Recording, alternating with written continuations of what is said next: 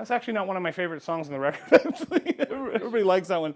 My favorite on that record would probably be Hooch. Oh yeah, that's the next one. You know, probably if I think about that, yeah, probably Hooch, probably, yeah. Which I thought was a much cleverer riff.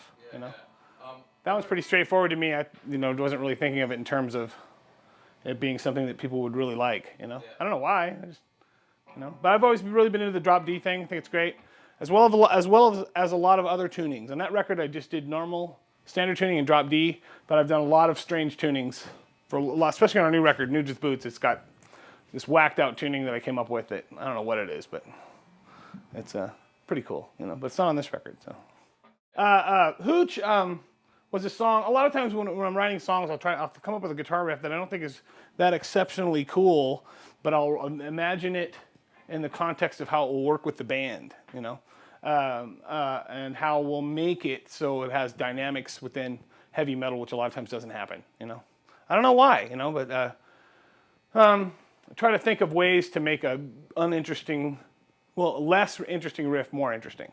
And Hooch is a really good example of that because it's basically has a starts on the D. It has a drum intro, which is basically I don't know how we came up with that intro. I can't remember. I knew I wanted to do a drum intro on that. I think we messed around till we found something that ended with just the bass drum. So it's like do do do do do do do do do do do do do do do do, boom boom boom into it, and then it stays on the bass drum at the beginning. It doesn't go into the snare drum or anything. So it's just bass drum when the vocals start, and the guitar starts. It's just bass drum. So it's like the dun dun dun dun dun. It's just bass drum doing an odd. I can't remember the timing, but then you have that kind of a riff with just bass drum. It makes it a lot more interesting when the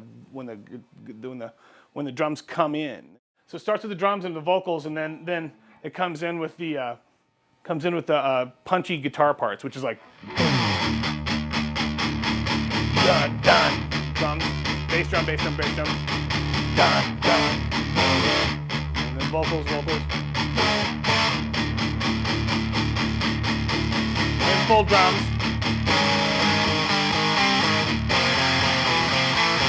Now that's not chords because I don't really like normal bar chords essentially all the time. So that's just.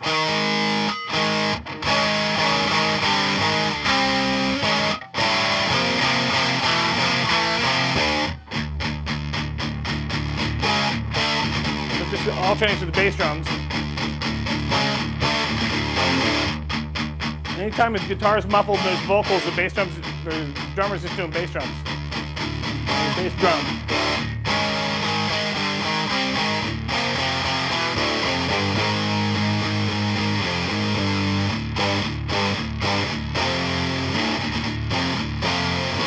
Chorus. The chorus is full bore with everything.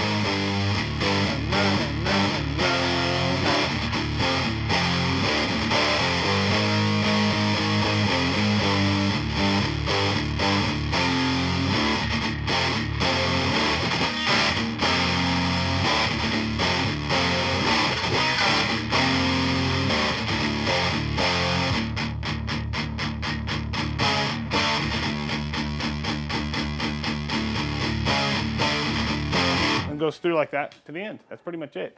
So it's simple, but it works really good because of the way we put it together with the vocals and with the drums. If the drums were different, the song wouldn't be as good. Wouldn't be anywhere near as good. It's effective because of the dynamics of the way the drummer plays, essentially. That's great. Yeah. That's it. But that's songwriting, and that's what people I think need to think about, especially with rock music. You need to think about all those things when you're writing songs. It's not just about, oh wow, this is an amazing riff that nobody else can play. That's not it. It's about writing songs that are good, And songs like that, I think there's few people out there that you have to listen to that have a vibe or a groove. Like ZZ Top stuff has an amazing groove, especially like the Tres Hombres. Try to take those elements of that groove and figure out how you're going to not have it be some sterile thing. It's got to have guts. It's got to have come from your pelvis, not from your head. Lower than your head, down in here, And it's not about being perfect. You know, Dale always says that I hear the one in a different spot than everybody else does. I don't know why.